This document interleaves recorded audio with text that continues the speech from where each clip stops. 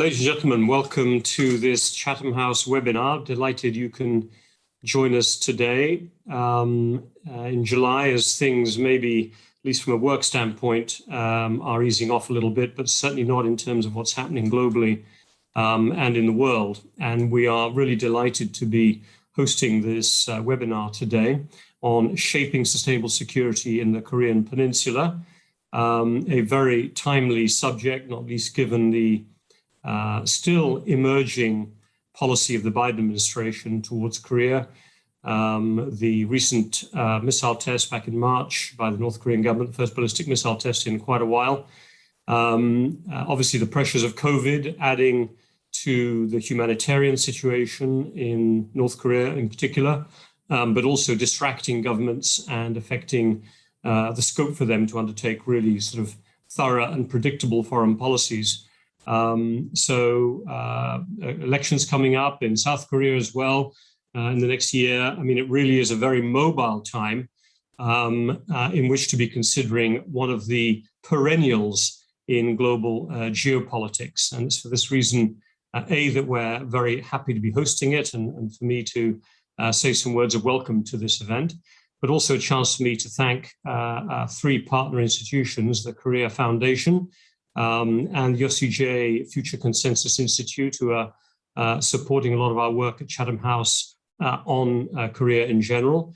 Great to be involved with them in this project. And then a big shout out to the World Economic Forum, which is two of its Global Futures Councils, one on geopolitics, which I have the pleasure of chairing with Paula Dobriansky, and the other is the Korea Peninsula Global Futures Council, which Moon Chung-in Moon and John very much involved with, and also has brought together some of the best specialists on the North Korea situation and kept the Korean Peninsula very much on the agenda of not just WEF, but more broadly.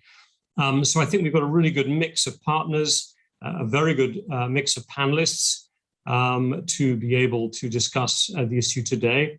And I'm not going to do any more, therefore, than hand over to my colleague, John Nielsen Wright, who is the Korea Foundation Career Fellow at Chatham House, a Senior Research Fellow in our Asia Pacific program, as well as his important positions at Cambridge University, working on similar topics. But John, I'm going to hand over to you. You lead our work in this space at Chatham House. Let you set the scene and the logistics. Look forward to the conversation. I will dim off my camera while you do so you can participate there with the panelists. Over to you, John. Robin, thank you very much and welcome everybody. Robin, as you pointed out, it is a particularly fraught time at the moment in thinking about events on the Korean Peninsula. And of course, all eyes in a sense are on Washington at the moment, with the Biden administration's focus on alliance politics and the expectation that there will be a more coordinated approach to thinking about how best to deal with the challenge of the DPRK. We have three very distinguished speakers representing the views of different actors and also able to give their own private perspective on some of these questions. But from Seoul, we have Professor Moon Chung-in, who is the chairman of the Sejong Institute and until recently was former special advisor of national security and foreign affairs to President Moon, the South Korean president. He's also a distinguished professor at Yonsei University, and in terms of our collaboration, the co-chair of the WF's Global Future Council on the Korean Peninsula. And then next, in order of speaking, Jean Lee, talking to us from Washington, director of the Center for Korean History and Public Policy at the Woodrow Wilson International Center for Scholars. She also has a previous career as a journalist, where she led the Associated Press news agency's coverage of the Korean Peninsula as bureau chief from 2008 to 2013, and she too is a member of the WF's Global Future Council on the Korean Peninsula. And last but not least, Professor Hazel Smith, Professorial Research Associate at the School of Oriental and African Studies, Professor Emerita in International Security at Cranfield University, a member of the Global Futures Council on Korea of the World Economic Forum, of course, has published extensively on North Korean issues, and very importantly, spent 2 years at the DPRK, and therefore brings a wealth of knowledge and also a European perspective on these important topics. Before we kick off, let me just explain the usual house rules. This meeting is held on the record, not under the Chatham House rule.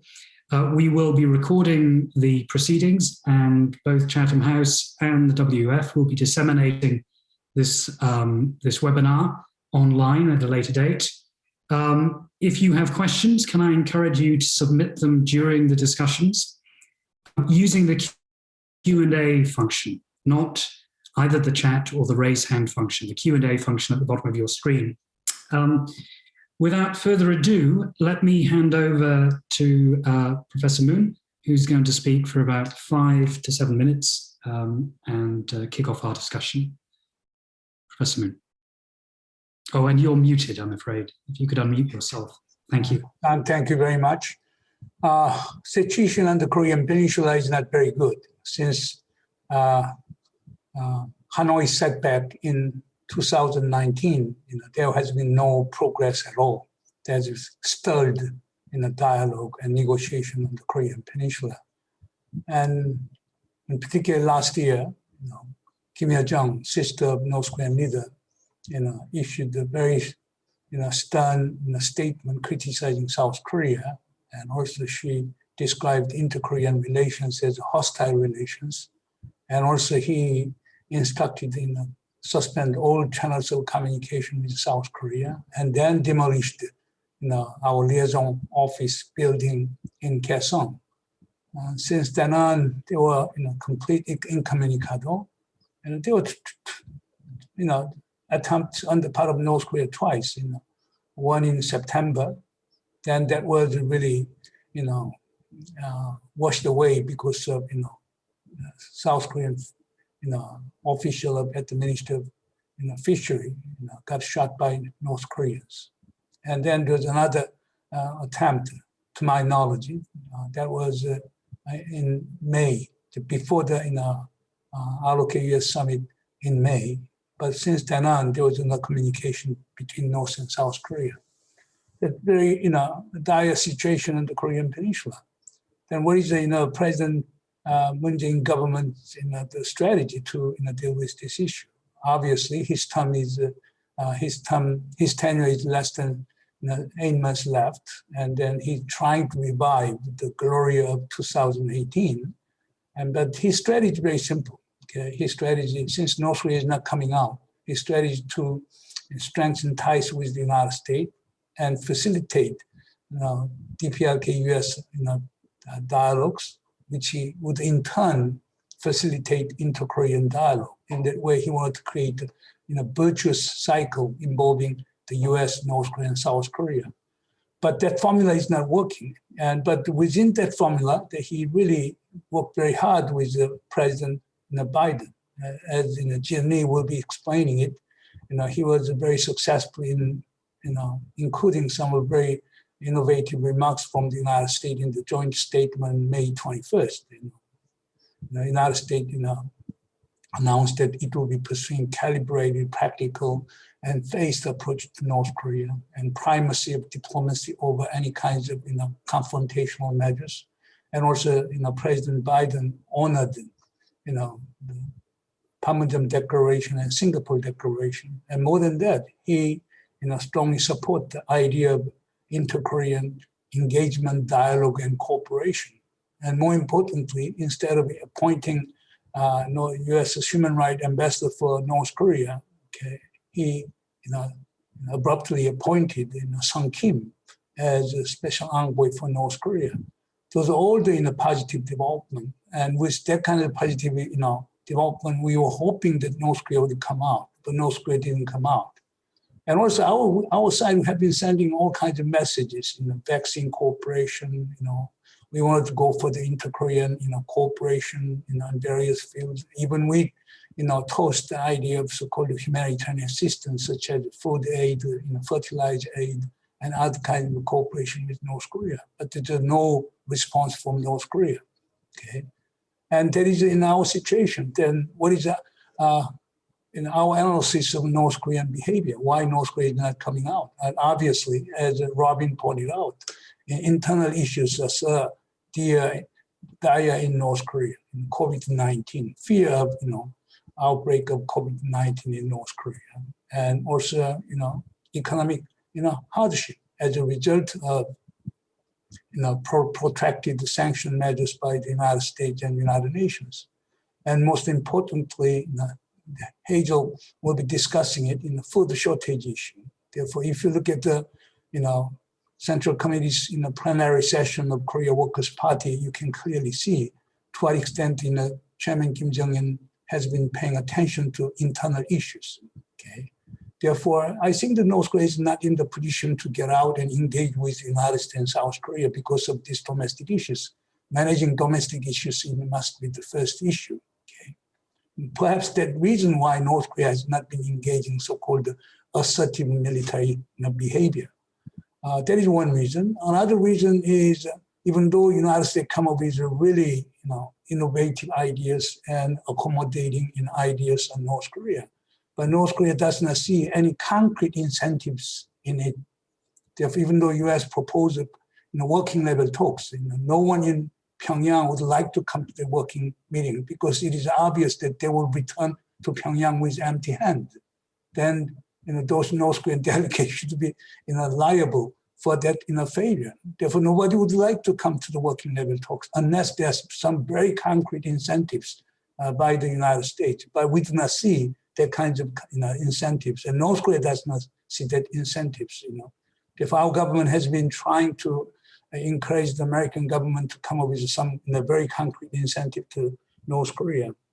And third one is, there is a kind of built-in distrust of South Korea by North Koreans, because North Koreans argue that the South Korea Moon Jae-in government has failed to deliver any agreements in the Panmunjom Declaration and the Pyongyang Declaration. Therefore, they are questioning our intention, will, and autonomy in pursuing inter-Korean exchange and cooperation.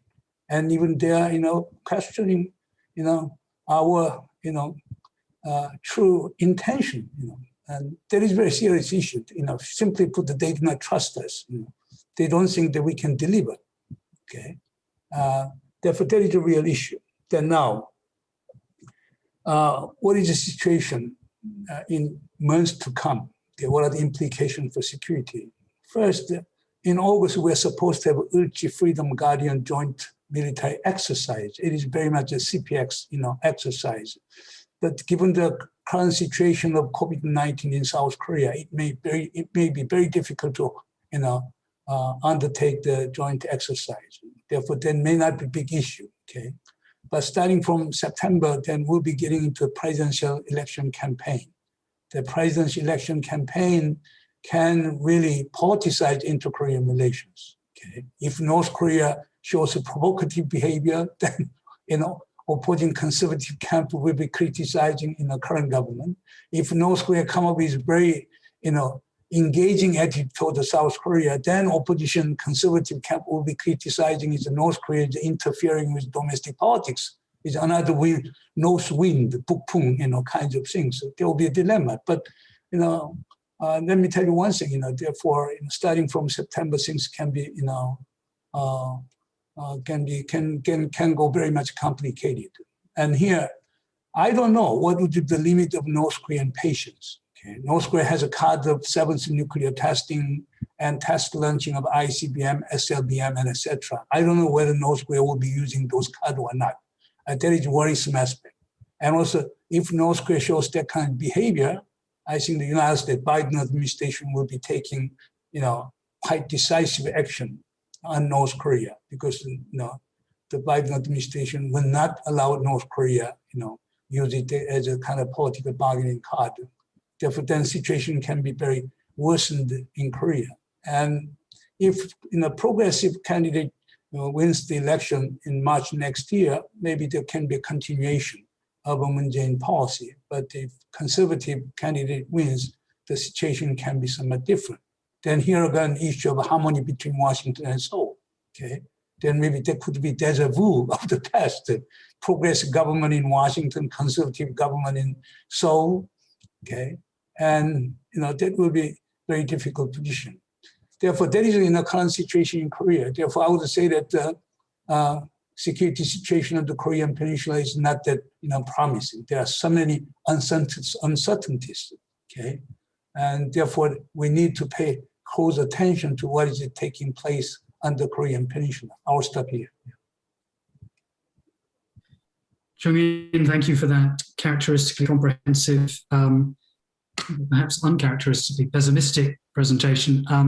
It's a reminder, isn't it, of how little time there is to try and resolve some of these issues. If elections are going to kick off in September, or rather the preparation for elections, we've barely got a month ahead of us before those take place. But I'm sure we'll come back to some of those domestic considerations too. But let's shift our focus from Seoul to Washington and Jean Lee. Jean, over to you.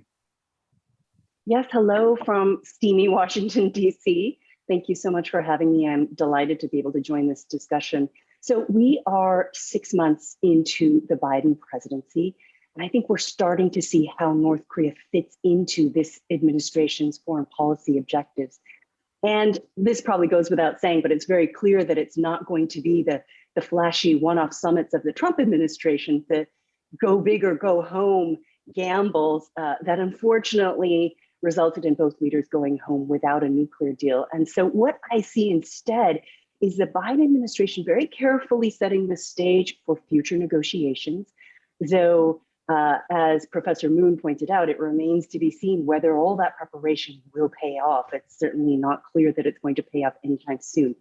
What I found so interesting is seeing the Biden administration create a broader regional and perhaps global strategy that, as Professor Moon mentioned, starts first with rebuilding and restoring alliances with allies that were sorely tested during the last 4 years, and that includes South Korea and Japan, and then also reaching out to try to build common ground with adversaries.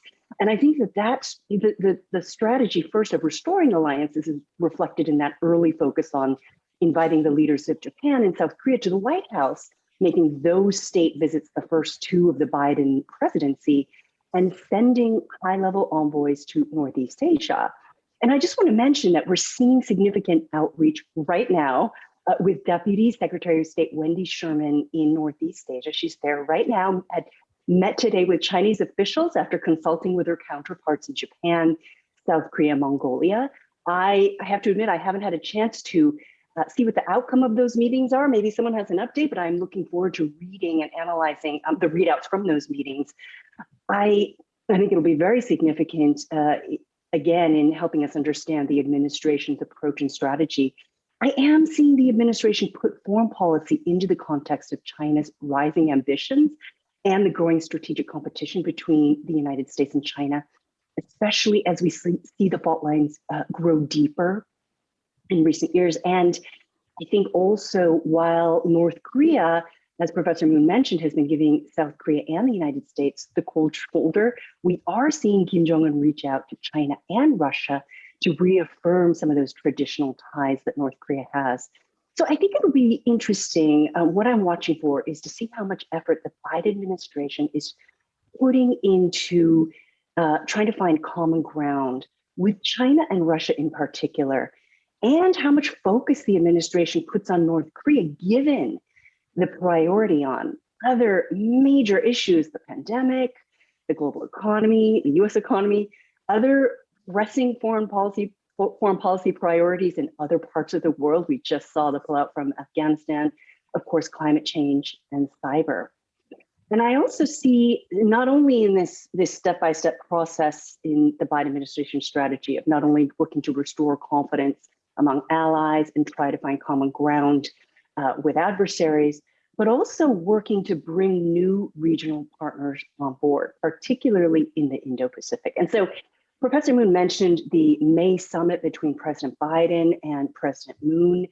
I thought it was so interesting how that summit was such a way to demonstrate the benefits of allyship with the United States. So this is the subtext that I was reading, an effort to portray to other countries the benefits of partnering with the United States and trying to position and portray the United States as a country that seeks to help its allies flourish rather than one that seeks to force compliance. So for me, I saw this subtext of using South Korea as just a shining example to other developing nations in particularly the Indo-Pacific, Southeast Asia, but even in other regions as well, as a country that has benefited from this partnership and this relationship with the United States and has gone beyond just being a junior partner and a benefactor and to one that has so much potential to be a global leader. I thought that was very interesting and particularly inspirational perhaps for Southeast Asia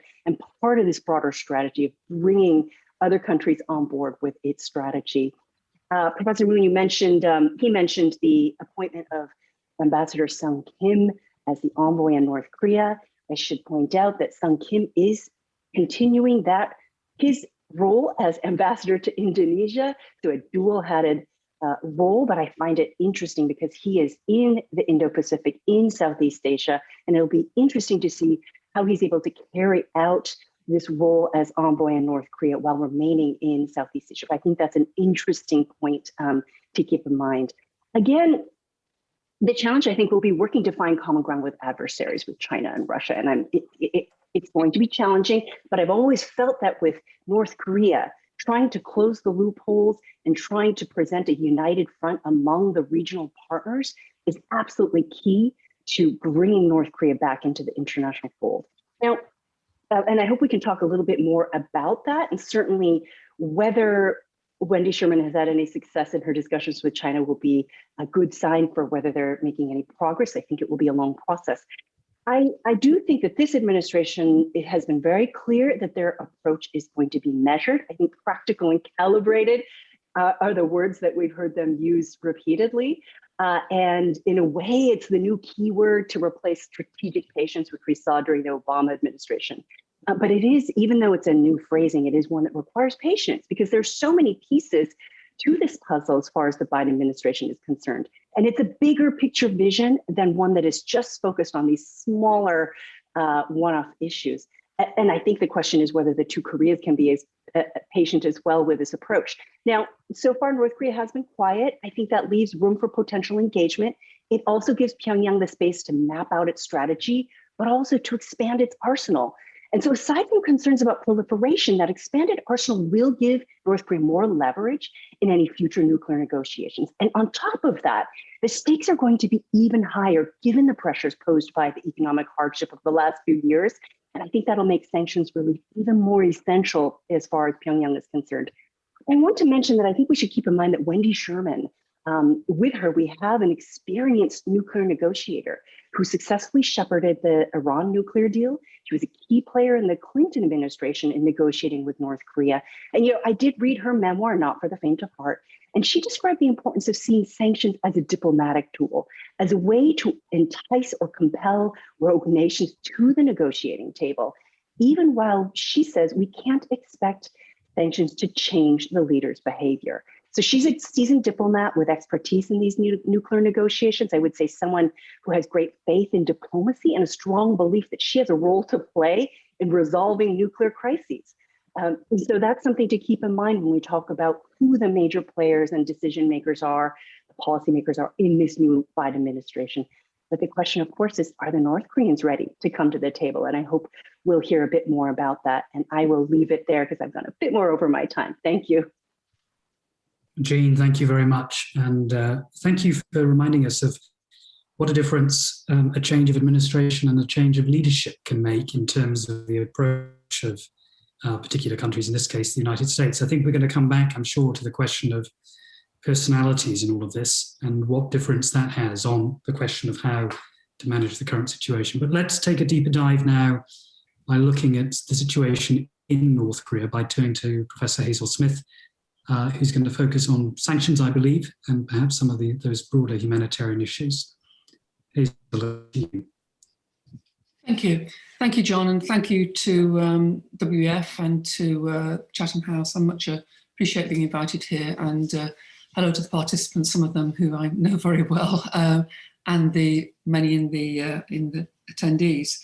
And my focus in the short time I have is on food security, but that isn't entirely because of the human security aspects.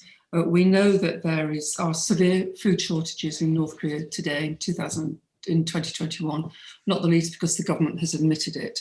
And there is very likely starvation happening, at least in pockets of the country. And of course, when starvation happens, it's always the weakest, the most vulnerable that suffer the most, like children, because they're the least able to look after themselves. The other reason I'm talking about this today in the context of this session is because for the North Korean government, food security and domestic security as a whole is a national security issue. And one of the reasons that it's very possible that they're paying less attention to external negotiations with the United States is that they consider more or less that their external security is secured through the nuclear program. It might leave them in all sorts of economic difficulties, which it clearly has, but it means that this is not the top on their agenda, especially as they have good relations with China right now and to a certain extent with Russia. So they've got a level of international security protection, not a great deal, but a level. And one of the reasons that it's a national security issue is because this is a government that doesn't feel that it's no longer believed or is seen as legitimate, particularly by young people in North Korea. This is different from the 1990s when ideological control was pretty cohesive and pretty strong. So I think in the context of this discussion of security, I think we need to move our paradigm to think about what for this North Korean government, for this regime, this authoritarian regime counts the most at this moment. And at the moment, their big problem is domestic security. Of course, I'm also interested, having worked in North Korea during the famine years, in what I know, because I've got a lot of information on North Korea now, which we didn't have in the 1990s, will be the impact and who will be suffering right now because of these food shortages. In the time I have available, though, I want to talk about the two causes, particularly of food insecurity in 2021. Now, the underlying cause, of course, is the North Korean government policy, which for a very large number of reasons has always inhibited economic growth. And one of the reasons it does so is because it actually denies the empirical reality of import dependence. And of course, a more recent North Korean government decision on economically is to shut off all trade, import trade, more or less, since the early 20s because of the COVID restrictions which have been imposed in North Korea. That's another big story, and because I'm not talking about it here doesn't mean to say that it's not important, but in this time, I want to talk about the proximate cause of food shortages in 2021 in this year, and the proximate cause of starvation. And that is the UN sanctions, particularly those from 2017 onwards, because in 2016, but in 2017, these were strengthened. The distinctions between leaving sanctions to target the military and the government and the defense sectors was obliterated, so that new sanctions from 2016 and 2017 onwards were targeted at the civilian economy as well as the military economy. The last time this happened, the UN did this, was in the early 1990s. It had been a long time since they'd had comprehensive sanctions, and that was against Iraq and Haiti. And the UN had decided after that, as a matter of policy, not to engage in comprehensive sanctions again, because they hit the weakest the most until the revival in 2016 and 17. So this is a big change in UN sanctions. So the most important of these sanctions were the oil sanctions of December 2017, and the other sanctions of 2017 that banned the export of natural gas to North Korea completely and banned the export of machinery. There were lots and trucks, lots and lots of other sanctions, but these are the most important ones. Now, if you ban or restrict oil supplies and you ban machinery, in North Korea, you inevitably hit the agricultural sector because about a third of the economy is constituted by agriculture. And in practical terms, that means you can't import agricultural equipment, trucks necessary for transporting food, seeds, labour, crops, the whole lot.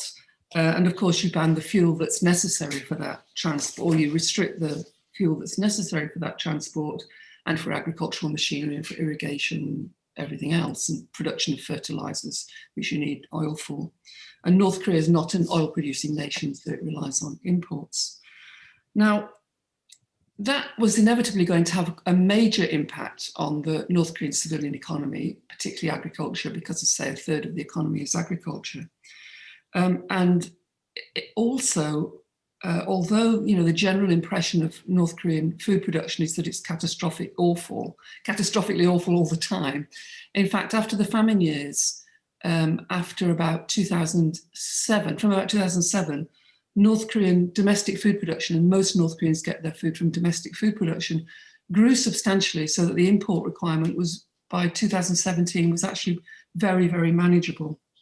There were also substantial improvements in child nutrition after the famine, so that by 2017, and we've got lots of evidence from national UN surveys, a child in North Korea was on average nutritionally better off than a child in India. So there were very, very substantial nutrition improvements.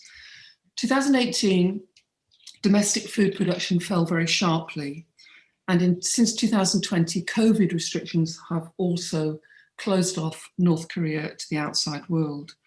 Now, we haven't had very good figures about domestic food production since 2019 because the UN officials who've been doing this for 25 years have not been allowed in.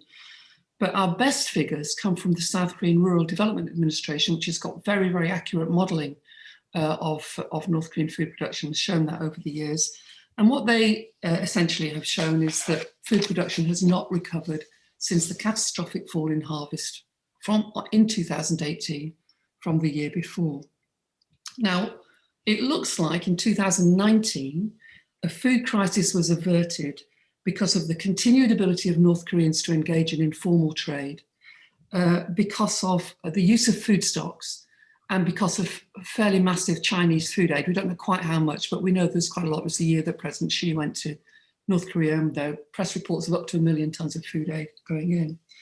But from 2020, we still see Chinese food aid, but then we start to see the cutoff in informal trade. We've got the North Korean government that's cracking down on marketization. And in 2021, really the upshot is that the food gap is so great. We've got still diminishing food production and impossibilities of import, not just of food, but of all the things I talked about, like trucks, etc., that you need for agriculture. So we've got a crisis in 2021. Now, sometimes when I raise this issue in DC or in other parts of the world, less so actually this year, the comment is, well, it's a terrible thing, these inadvertent, that's the word that's used, effective UN sanctions, but we have to do it because it puts pressure on the UN, on the North Korean government, and otherwise oil is fungible. It's a fungible commodity, and what that fungibility, of course, is a property that makes something interchangeable. And money is the classic example of a fungible commodity.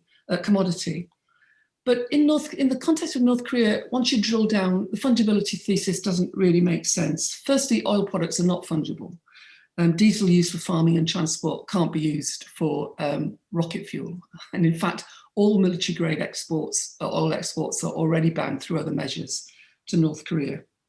And if we're talking about fungibility in terms of the displacement of North Korean government revenue funds, all it's meant is that the North Korean government has instead engaged in smuggling oil, which they pay for at premium prices. So they're still using their funds that they have available to buy in smuggled oil, which has probably ameliorated the food situation, but is not enough. It cuts off revenue to other things that they need, like agricultural inputs for fertilizer, etc. So also the fungibility argument seems to me quite amusing if it's about monetary displacement, because it seems to be encouraging sanctions evasion on the basis that the North Korean government will pay more for oil, because in every sanctions busting episode in history, you pay premium prices for sanctions products that come through smuggling. And I don't think that we would want to encourage sanctions busting. So I would just say that the ethical issues are worth remembering when we're thinking about the population of North Korea. In times of war, under the Geneva Conventions, it's explicitly forbidden to harm agricultural and food production in a country, however heinous the enemy. Explicitly forbidden. Food production and all inputs for food production are specifically protected. There is no fungibility exemption anyway. But in peacetime, we don't have an analogous convention. All coming back, I'm going to finish now. This issue of food security comes back in terms of the overall security issues to what the Biden administration is doing now, which I think is trying to find a very sensible way forward, a practical, sensible, non-dogmatic way forward. And the issue, as Jean and Professor Moon have said, is to get the North Koreans to the table. But when we have a situation where this is a government that it's not precarious. I mean, it's shown that it could get through one famine in the 1990s and support its military, but it still has major problems regarding its legitimacy in North Korea. It's going to be difficult for the North Korean government for themselves to see that they have the bandwidth to come to the table. So that's the strategic security issue. And also they're supported to a certain extent these days by China, partly because of the China-US rift and the Russia-US rift.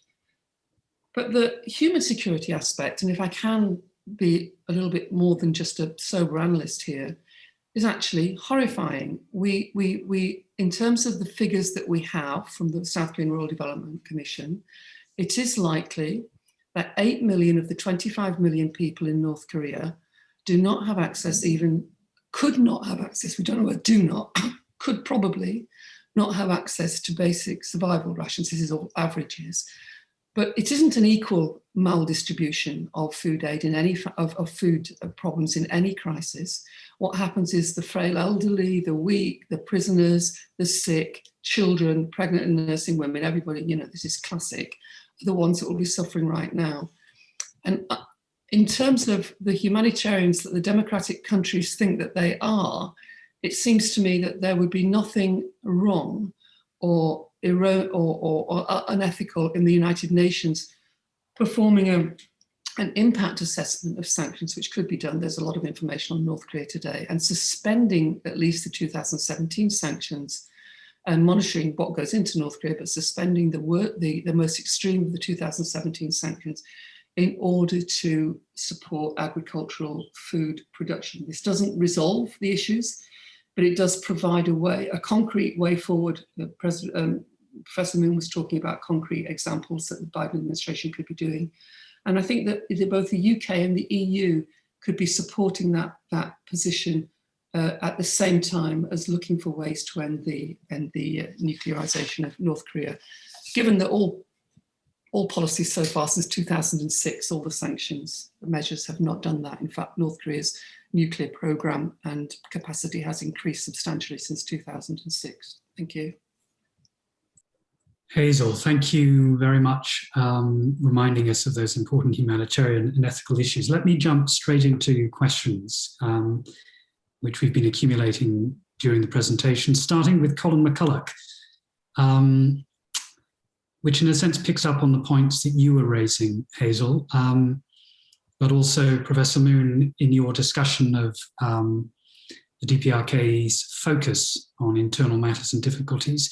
Colin asks, would it not be worthwhile for the international community, for the United States and South Korea in particular, to relax their national and UN rules on non-government agents to allow more active and easier engagement by international NGOs to provide humanitarian and development assistance? And by that he means vaccines, nutrition support, other aid and development.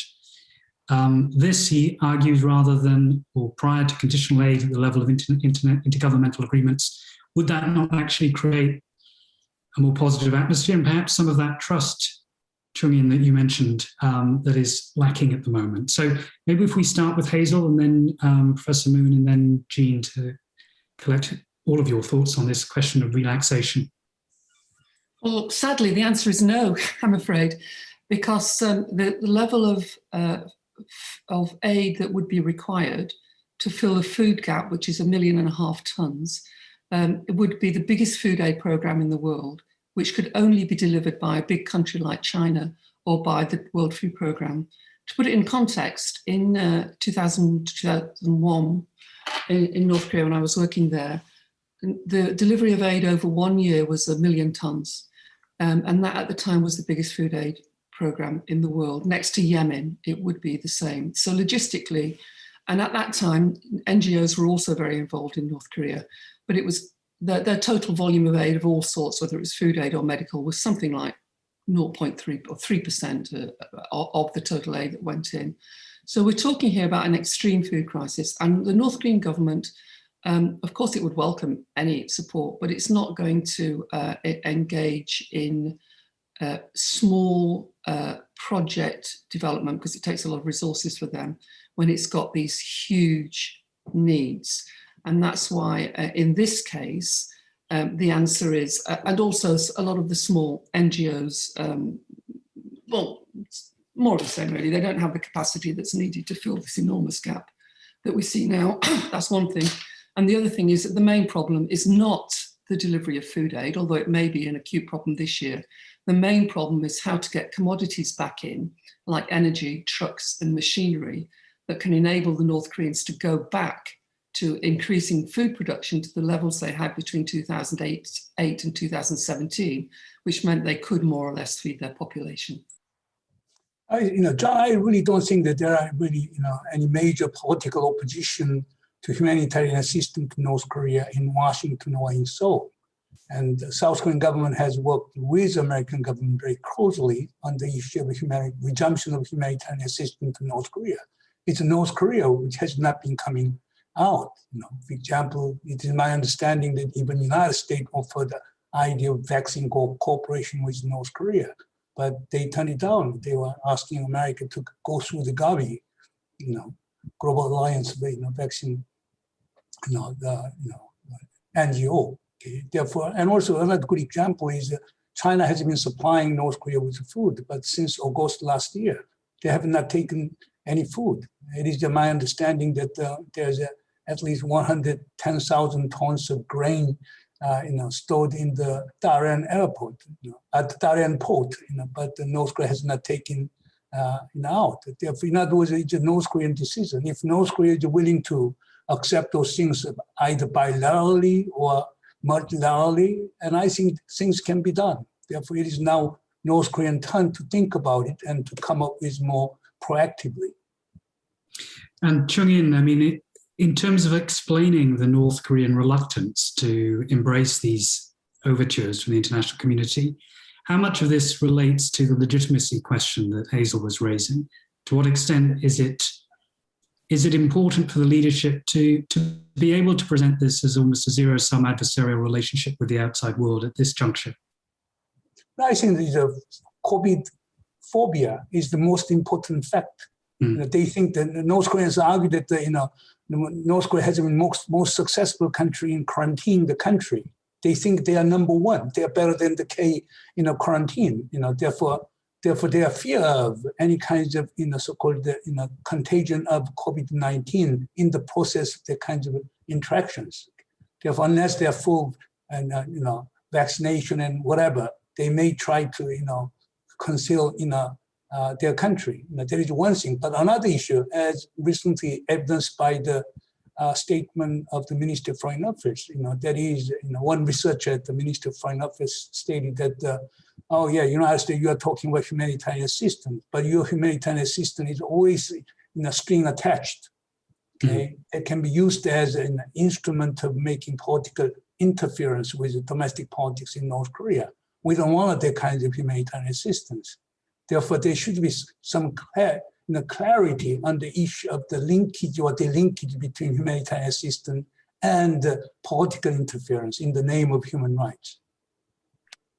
Okay, thank you, Julian. Jean, do you have any thoughts on this issue? I was going to underline the same point that Professor Moon is making, that this is largely a decision that North Korea has to make. They've been in this self-imposed isolation since January 2020. And I would go a little bit further and say that it is not only because of the COVID pandemic, which North Korea does recognize that it has a very fragile healthcare system and would not be able to handle an outbreak of this type, but I would say it was also very conveniently an opportunity to kind of crack down on the flow of information. I do think that we have to, if we take a step back, we have to remember that the breakdown of the talks between then President Trump and Kim Jong-un in Hanoi in 2019 was a blow. And I did see in the wake of that the need for the regime in Pyongyang to regroup and reconsider its strategy, for Kim Jong-un to reconsider his strategy. We did see them go into a kind of isolation period in 2019 before the pandemic. And in a sense, I feel like the pandemic provided an opportunity to really shut down the flow of information as well as the flow of people across the border. Unfortunately, it also meant a shutdown of the flow of goods across the border, food, aid, fertilizer, everything that North Korea needs to really thrive. I think that when and how they emerge from this self-imposed isolation as Kim Jong-un is dealing with these political and economic issues at home, it's a question, and the reemergence has to fit into the regime's narrative.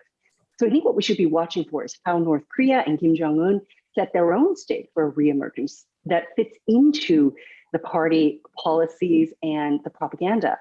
In the meantime, as Dr. Schmidt has said, there will be massive sacrifices made among the people, particularly ordinary people, real risks to human security. But I think that this is a risk that Kim Jong-un appears willing to make for the larger goal of putting himself in a better position for future negotiations. I think one thing that we should be looking at as well is what is the regime doing to buy itself more time? And I think that's where cyber comes in the discussion. And I mention this because it's an issue that I've been looking at quite closely, because I think it's one that's hard for us to understand, but it's something that does manage to circumvent the border closures and sanctions, but does provide the regime with a way to maintain and fill its coffers to a certain degree and maintain and build the arsenal. So it does give them the opportunity to continue to improve their position for future negotiations.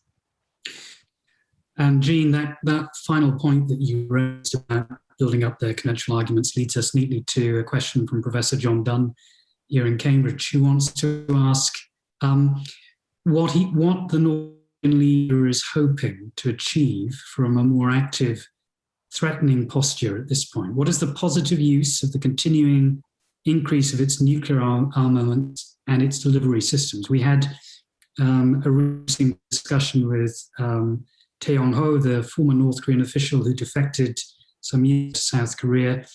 Mr. Tae argued that, in part, North Korea's attempt to build up its conventional armory is to give it more bargaining chips with which to negotiate with the United States. Is that a credible interpretation? Let's start with I don't buy that argument.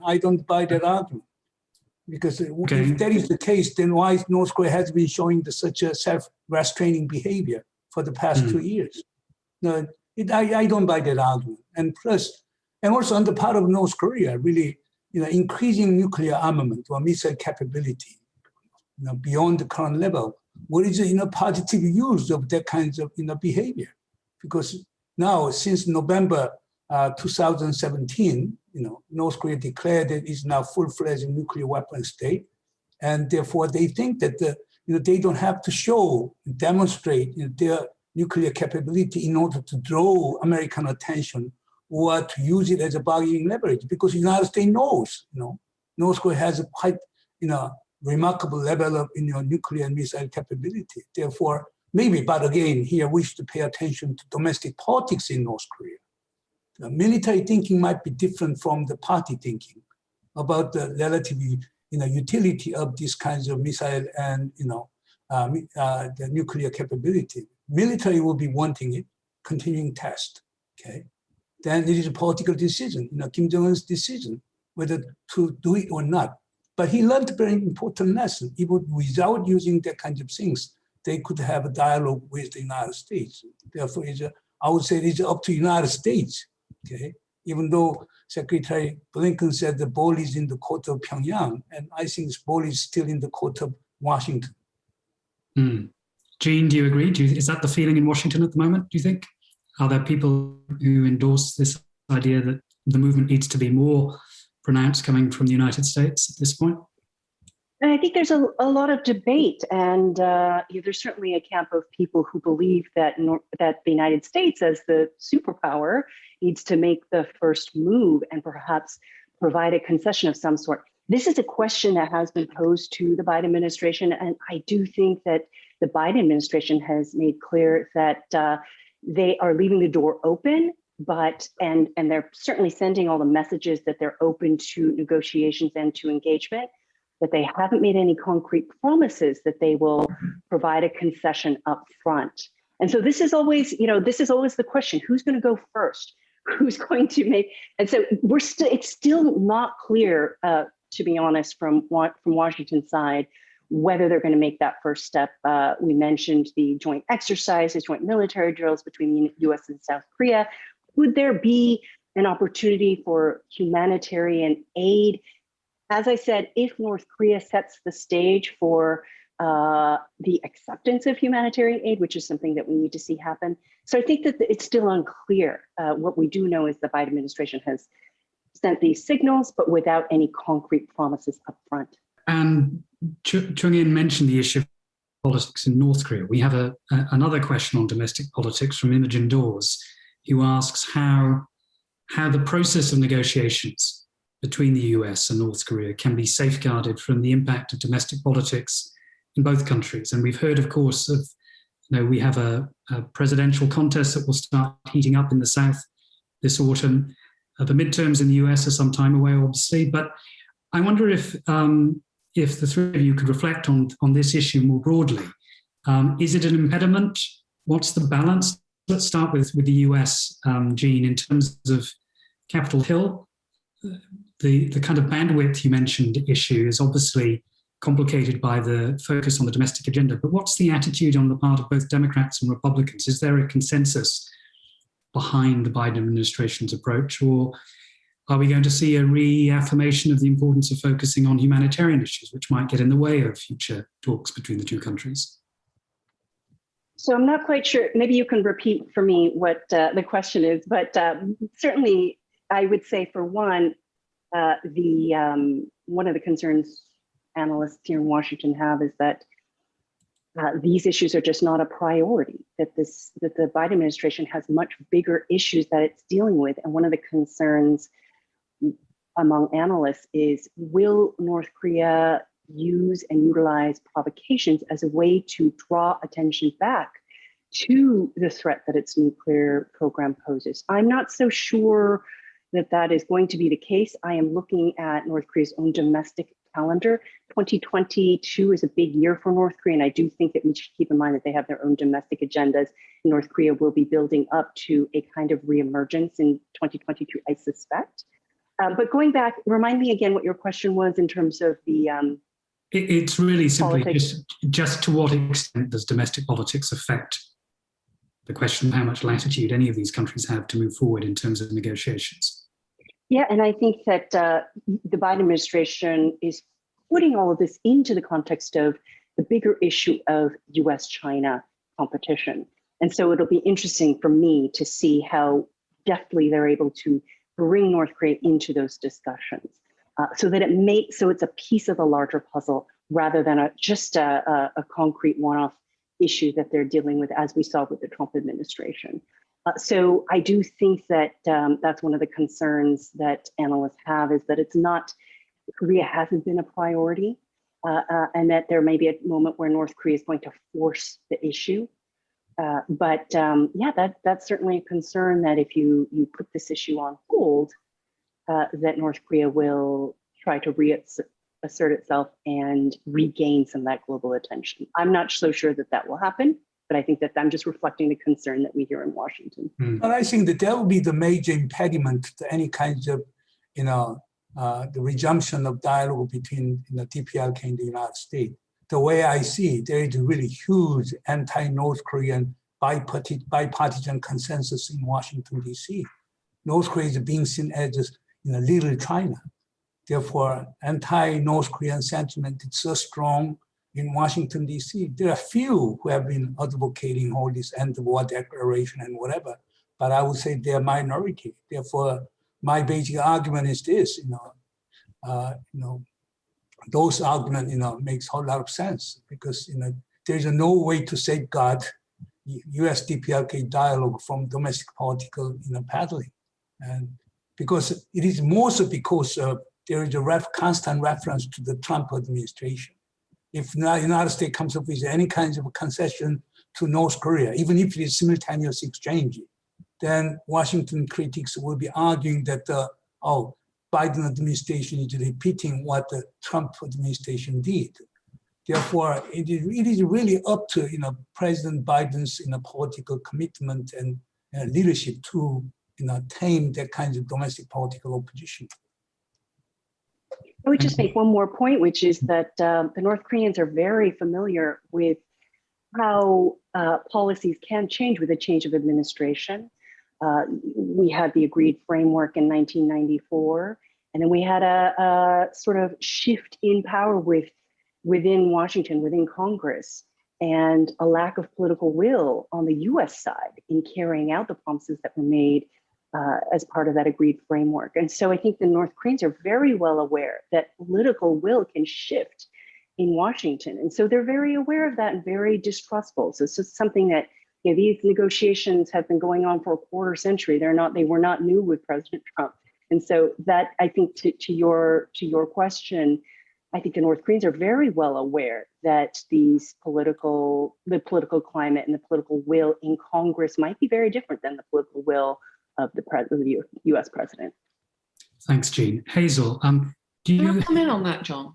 Can I just come in on that? Yeah, of course. Yeah. I think there are two issues here. One is that Wendy Sherman, who Jean alluded to, and who's the Deputy Secretary of State now, not only was she active in the Iran negotiations, but she was the lead figure 20 odd years ago with North Korea. She worked on the North Korean negotiations. And recently her statements have been alluding to the fact that UN sanctions are causing harm to the North Korean population. That indicates to me an engagement with the North Korean issue. The other opportunity for the Democratic administration, and I take what Professor Moon says, is that the barriers to discussing anything with North Korea no longer exist in the same way, because the Republicans can't criticize the Biden administration for talking to the North Koreans, because President Trump made a great big enthusiastic virtue of having done the same. So I think that, of course, these are marginal changes and in the terms of the parameters, and it will depend on the bandwidth, as so many people have said, what's in terms of the priority that North Korea has in DC. And one of the problems in terms of getting in that bandwidth is, as been pointed out by Professor Moon, is that North Korea doesn't actually provide an imminent threat to the United States. It hasn't done anything very remarkable over the last few years, barring a few missile launches, which, as President Trump said at the time, were business as usual, which they practically were. And it hasn't probably and unlikely to set off another nuclear test because it's so dependent on Chinese goodwill right at the moment. All these issues mean that North Korea as a strategic threat are pushed to the back burner in the United States. So my feeling is that the room for maneuver of the Biden administration and the strategic consideration is there, especially now we've got Richard Johnson as the Undersecretary for Defense, who's did a very, very good review of what could be possible in dealing with North Korea under the Nuclear Proliferation Initiative, similar to the old Lugar, the Lugar initiatives, and as happened in South Korea and Ukraine when denuclearization took place. So I think the parameters are different. It still gets us back to the issue of the pressures on the North Korean government and how unlikely it is that in the current circumstances they're going to be willing to come to the table. Thank you, Hazel. That also leads us into another question, this time from Kath Jones, who's, again, it comes back to issues of personnel. She asked to what extent the delay in the appointment of diplomatic envoys, ambassadors in particular, in the United States under the Biden administration is complicating both alliance coordination, but also is being seen by the North as an opportunity for them to prevaricate, to delay, to map out their own strategy. Is there any significance in the fact that these appointments have yet to be confirmed, or is this largely inconsequential? Chung-Ying, would you like to go first? No, I don't think there's any impact. Nowadays, things have completely changed. Our national security advisor would talk with Jake Sullivan. Our foreign minister would talk with Tony Blinken. Okay, our deputy minister would talk with the vice minister, would talk with Deputy Secretary Wendy Sherman, and our first deputy national security advisor has a direct channel with Kurt Campbell. Okay, therefore, likewise, there are all levels of communication exist between Washington and Seoul. Therefore, and if there's anything comes out, then our officials would go to Washington to have a direct talks with the key Washington decision makers. Therefore, unlike the past, the ambassador itself, does not, really dictate bilateral relations. Therefore, it's no big deal. Therefore, you have very few. You can see very few newspaper report on why U.S. has been delaying the appointment of ambassador, because our key figures are meeting their counterpart in Washington. Okay, thank you. If I can just jump in on that. I think we do. So we don't have a U.S. ambassador in Seoul right now, but the fact that we have the deputy secretary in the region meeting her counterparts.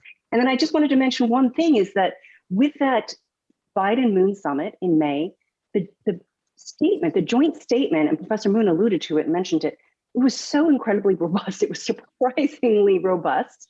And I think that alone was an indication that the communication between South Korea, between Washington and Seoul is comprehensive and consistent. So for me, just seeing the robustness of that statement was reassuring. So no, we don't have an ambassador. This process is very laborious, and we are about to go into the summer recess, unfortunately. We only have a couple more days, so it's unlikely we're going to see a lot more confirmations in the next couple of days. But I think in a way what the joint statement did was reassure allies that, at least hopefully in Seoul, and here in Washington, that the communication is intact and that the communication is consistent. Yeah, for example, our deputy national security advisor, Kim Hyung-jin, Ambassador Kim Hyung-jin, and the Director General of North American, Bureau, Go Yun-ju, they were in Washington almost 10 days to negotiate joint statement. Therefore, in other words, even if there is no American ambassador in Seoul, we can send our officials to work with, Washington key decision makers. So that's very reassuring. And of course, along with that very important bilateral summit between the South Korean and US leaders, we've had another summit between Prime Minister Suga and President Biden. We have a question from Rafael Concalves Mareto asking about the third side of that kind of critical triangular relationship between Seoul, Tokyo, and Washington, which is cooperation or the lack thereof between South Korea and Japan. How much of an impediment do you think that is in terms of thinking about a more coordinated approach for dealing with the DPRK? And what capacity does the United States, in particular experienced individuals like Wendy Sherman, have in actually bringing America's two key allies together and looking at the North Korean issue? And again, let's start perhaps with Jean in Washington. Yeah, I think that road has been a little rockier in recent weeks than Washington perhaps would have liked. Again, as I mentioned earlier, I think the strategy of trying to come up with common ground or common consensus among all of North Korea's neighbors appears to be part of the strategy. I think it will be a challenge, but not impossible. They've done it before for Washington to try to remind both Seoul and Tokyo of the common interests that they share. For one, I think trying to get them to get on the same page in terms of intelligence sharing and getting back to understanding that they have this common goal of dealing with the regional threat and prioritizing regional security.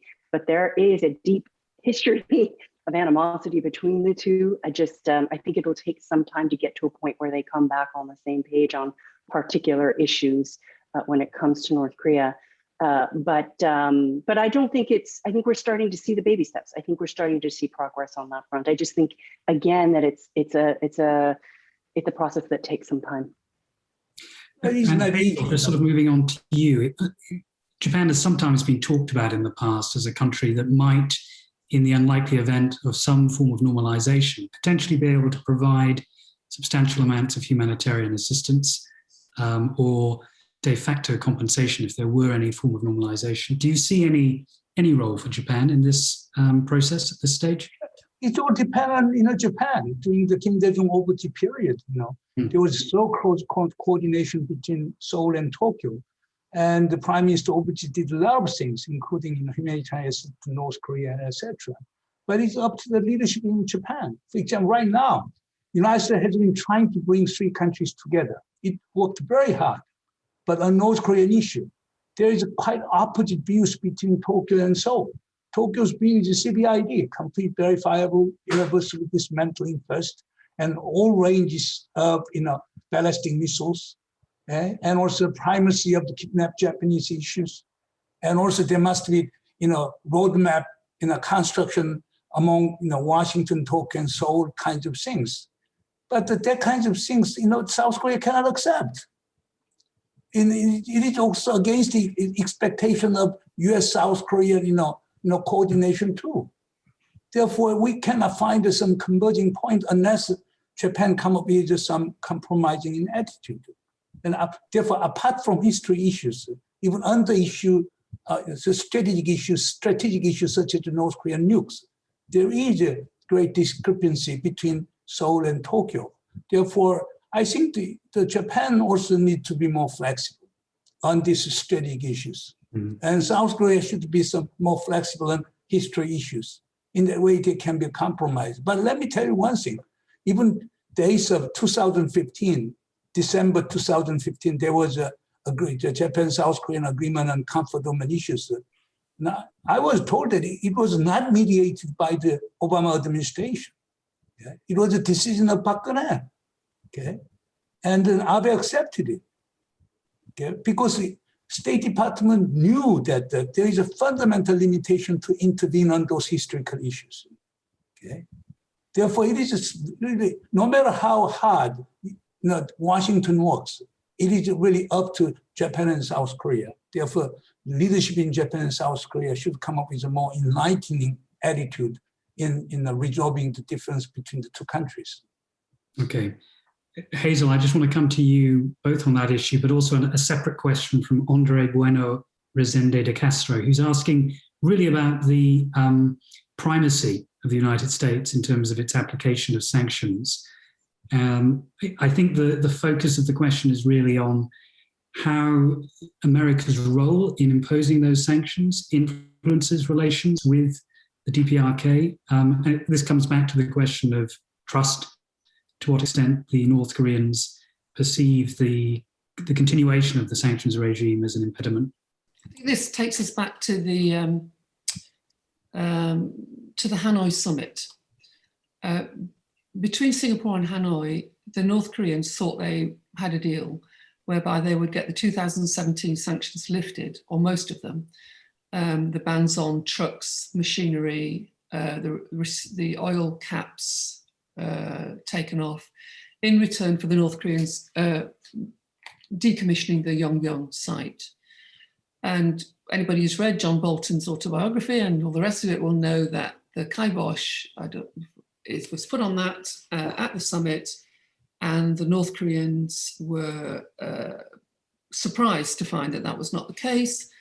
Humiliated, of course, because Trump said that he's not going to accept that deal. And of course, things have not been the same since then. I just think that in terms of sanctions, there is a possibility that the Biden administration could take a look at them again. But actually, in practice, the way that sanctions are, let me go back. For the last lot of sanctions, certainly for 2016 and for 2017, what happens in the Security Council is a particular member state takes the lead, and then others sign up to them. This is how the administrative process goes. And the United States pushed the expansion of sanctions under President Obama's administration. They allowed to the civilian economy, but they allowed a livelihood exemption. 2017, the State Department of President Trump pushed again the expansion of sanctions after the nuclear tests. But it wasn't, if you think that these processes had come from some worked out scheme, that isn't what happened. And I've talked, this is off the record, and I'm not going to say it was, I've talked to people who were involved in those decisions in DC. And what happens is that there is a list of possible things that can be cut. There's a tick box on the list, and this goes back to, fed back into the United Nations. There is no impact survey done. There is no discussion of what might happen to the population, because the idea is that there is a list of things that might be effective in terms of damaging the North Korean economy, or which is meant to be the revenues, which by extrapolation is meant to damage the revenues available to the North Korean government.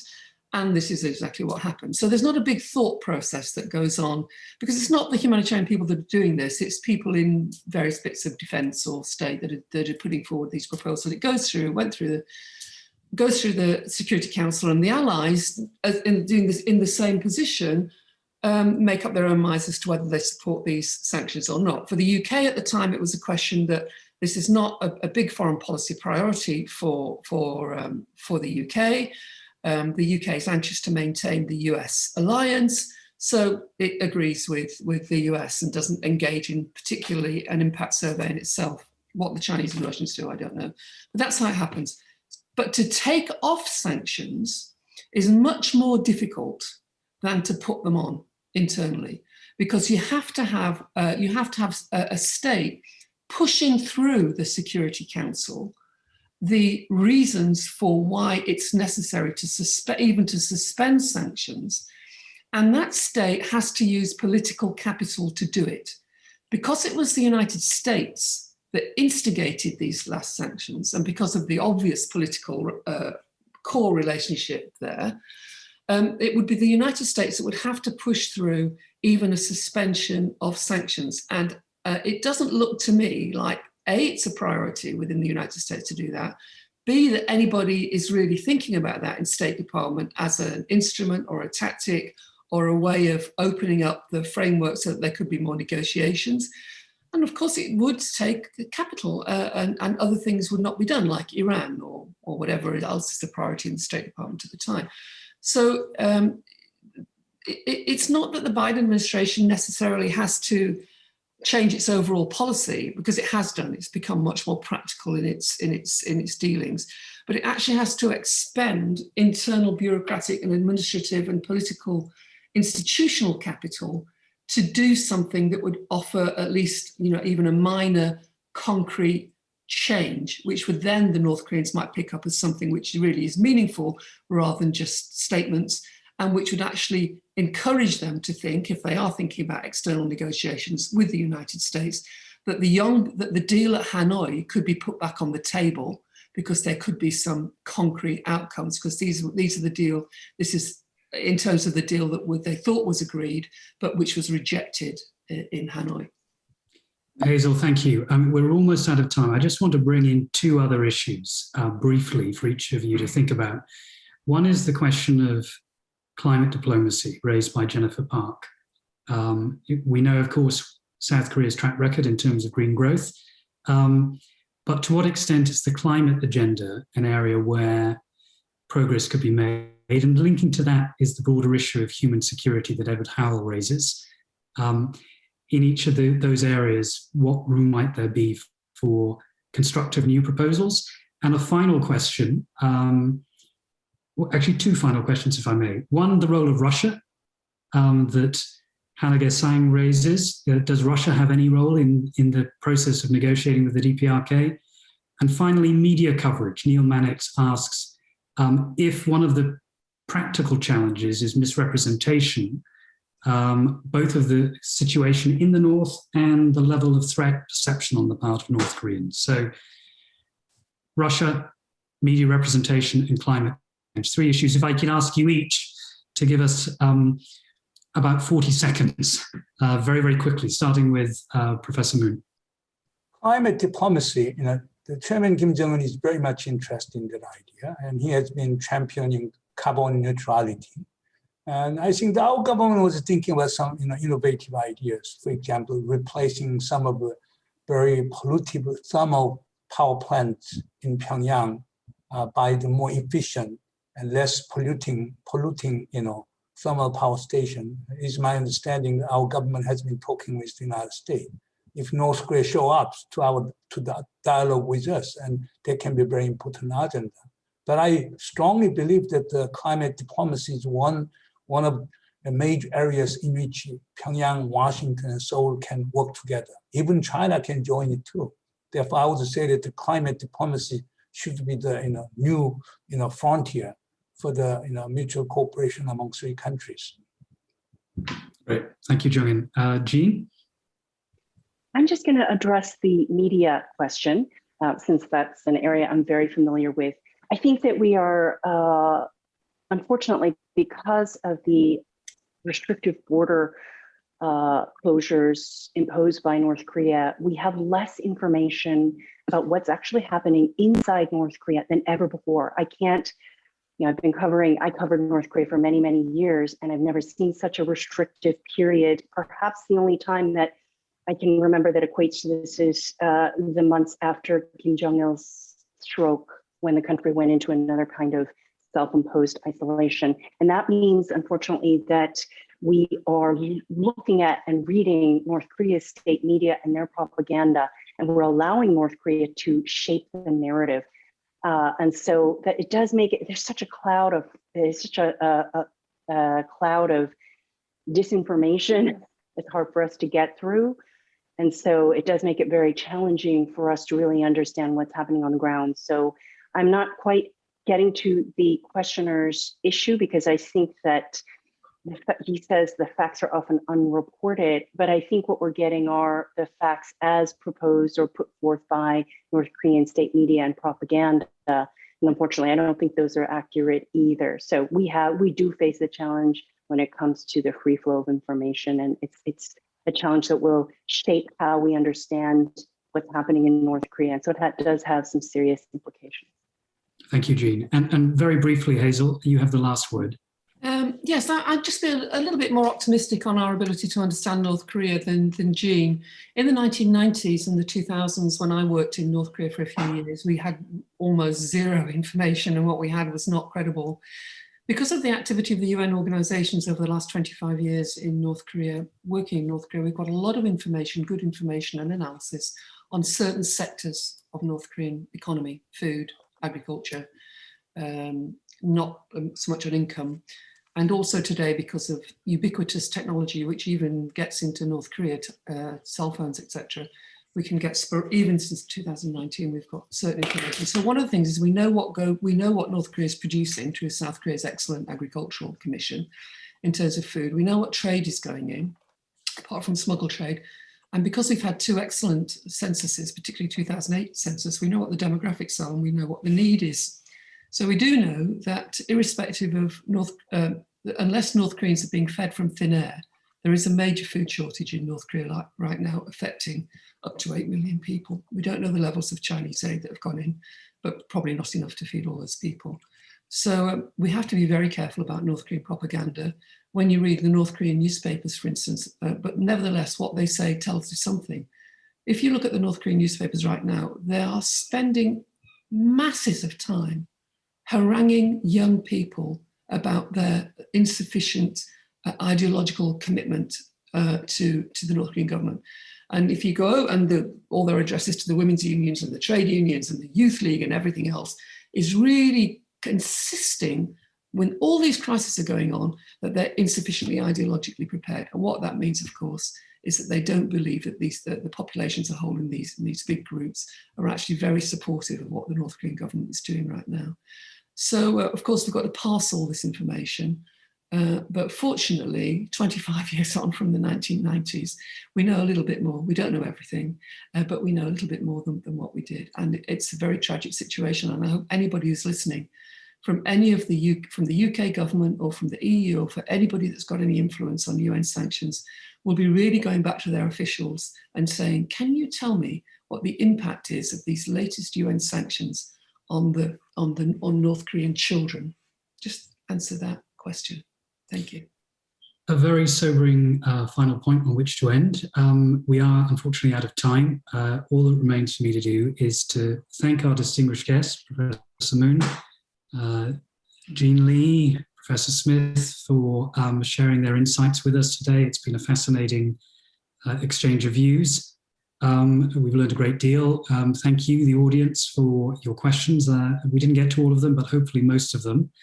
And thank you to our partners, to the World Economic Foundation, World Economic Forum rather, the Korea Foundation, the Yoshi J Future Consensus Institute.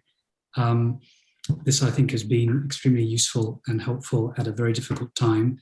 All that remains, again, is for me to thank our guests, thank you for watching, and to look forward to further discussions in the future. Thank you very much. Bye-bye. Stay well.